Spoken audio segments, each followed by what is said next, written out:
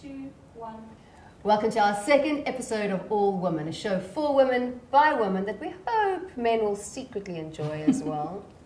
Let me introduce you to my lovely ladies. Makati Mukwena. Kia Johnson. I'm Fiona Fury. For the second episode, it's the first time we have Toita with us. So we're going to spend a little bit of time getting to know, we know each other. Toita, speak. Wow. It's funny because people think I just have the words right here, but every time someone asks me something, to say something about myself, I'm like, where do I start? Right. Who am I? Yeah. I start questioning, who am I? No, for sure. Yeah. So I'm a writer and I have 2 degrees. One is a BA in music and the other one is an MA Masters in creative writing. So that's where I actually wrote my book, my first novel, my debut novel called If I Stay Right Here. I've studied music, I was singing, and I was actually particularly focusing on classical music. Classical music and opera and all of that, but I left it. And you have to practice. Yeah, you have to practice. Yeah. I can't go You back. do opera? Well, I used to. Maybe I used to. What part? What's out to you? Yeah. Soprano. Love. And I also started studying some jazz as well because I'm into Oh, jazz. I Yeah. see Yeah, now. so I did jazz and then I did the Masters in Creative Writing. At Rhodes. Yes, at Rhodes as Alma well. mater, hello. Nice. We are the rodents. Well, since you are a fellow rodent, Yes, the let's- rats. Let's move on to The you. menopausal rats. Let's move on to you, Makati. Yeah. Well, I'm trained as an arts therapist, an expressive arts therapist. I did my undergrad at Rhodes, and I did my master's in dance movement therapy actually in the US, and I did my doctoral degree at RAW. Well, then it was called RAW. Of course, now it's known as UJ in psychology. The thing that gets me out of bed every morning, I hate that sentence, that term, but anyway, the thing that I do often to make money is leadership development work. I work with individuals in groups, in corporate spaces, in NGO spaces, civil society spaces, around personal leadership. How I believe that we're all born with an inner magnificence, and that life adds layers and layers of untruth and distortions on top of us, telling us who we are and demanding that we be something else. Yes. And in my work, it's really about uncovering all these layers of untruth so that we can stand in our absolute essence, which I suppose also is an aspect of divinity. Yeah. So some of the work that I do is around facilitating rites of passage. Nice. Yeah. Do you find that you analyze people a lot because you've got No. the whole psychology? Too and much the whole... work. So as we're sitting here, she's like, so we have a tick because she's. Unless if something stands out, then I would question. I will ask. I'm more curious than trying to make my own meaning. Okay. But I will ask. But generally, no, it's too much work. The one-on-one is easier. I want to engage and form relationships. That's the thing that makes sense to me. Okay, cool. You are also a high priestess. I am. I do. Yeah. And this is really where the work that I do around rites of passage comes in. I think that what happens in life, in human life, we tend to sort of stumble into our next phase of life. We stumble with unconsciously. Yeah. And my task as a rites of passage ceremonialist is assisting people to pay attention to who am I before I step over this threshold? And what is this threshold that I need to step over, to leap over, in order to step into something new about myself? And in that way, then I'm able to look backwards and pull all the learnings, all the gifts that previous parts of me have gone through and have learned, and how do I bring those into who I'm stepping into? Yeah. And I do rituals, I do ceremonies. Yeah.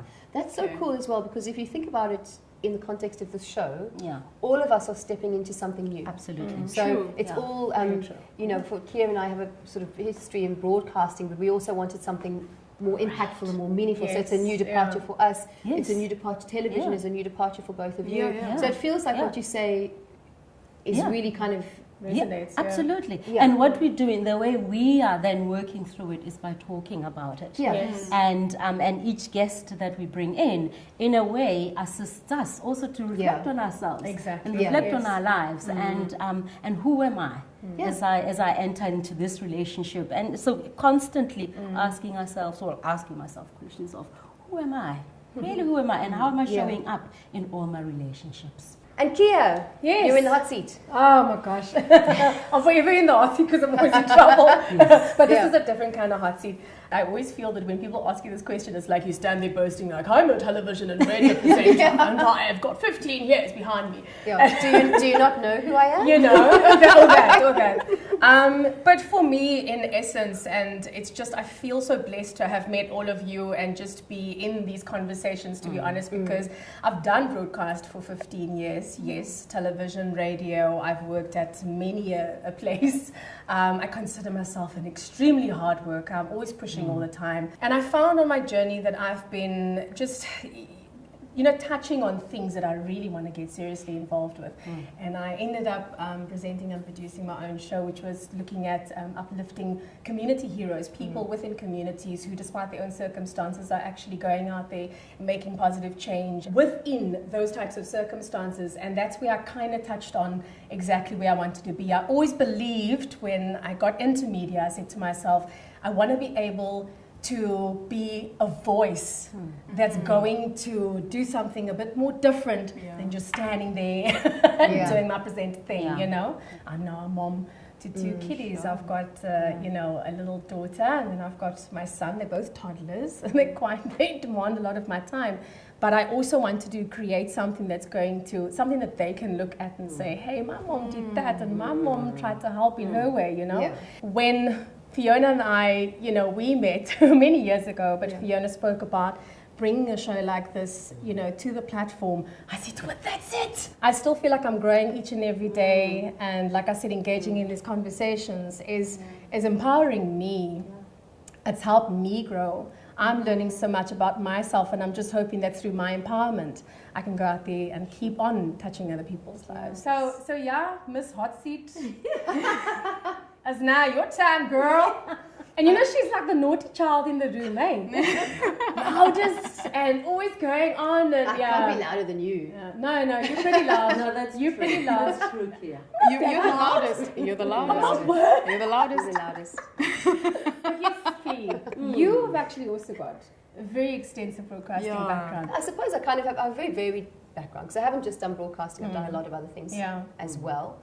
As far as broadcasting goes, I have done a bit of radio and I've done a bit of television, but I wanted to do something different. And I feel in South Africa, we skirt around issues, and especially for women, we force-fed this idea that women must be beautiful and women must be composed and women must be, for example, when you're pregnant, you feel beautiful and you glowing, empowered, and you no, I was set up for this. It's going to be the best time of my life, and it wasn't. It's absolutely.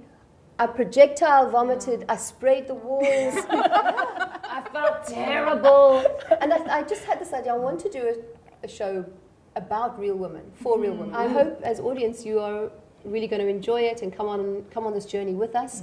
I hope you're going to engage with us on social media as well. It's a conversation, and if you think we're out of line, pull us up. If you really enjoy what we say, yay, share it. Please feel free to contact us and suggest topics, because the idea is we want to do something that's a real show for real women. And also understanding that real women are all women.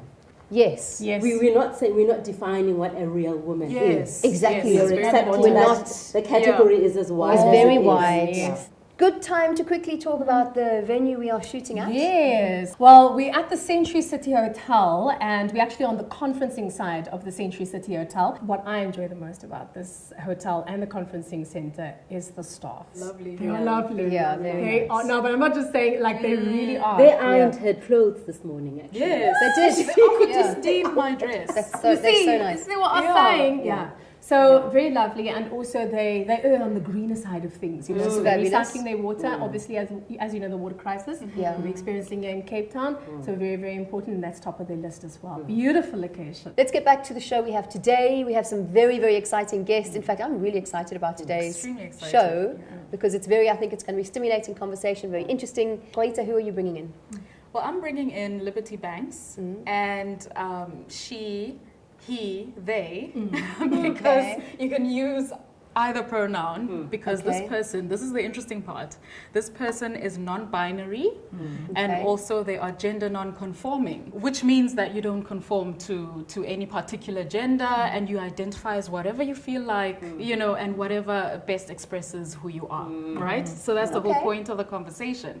And Liberty Banks is the executive director, the newly appointed executive director at Gender Dynamics, which is at UWC. They're actually the first organization to offer support for transgender and trans in general people. It's just a great organization, and she kind of helps spearhead that. So I'm really looking forward to that conversation. I'm bringing in Injairu Kulundubolas, and she actually is in the process of completing her doctoral degree around transgressive education and learning. Her passion really lies around how we create change through learning, how we create sustainability through learning, so intentional learning. And her topic for today is around decoloniality and what it means for us.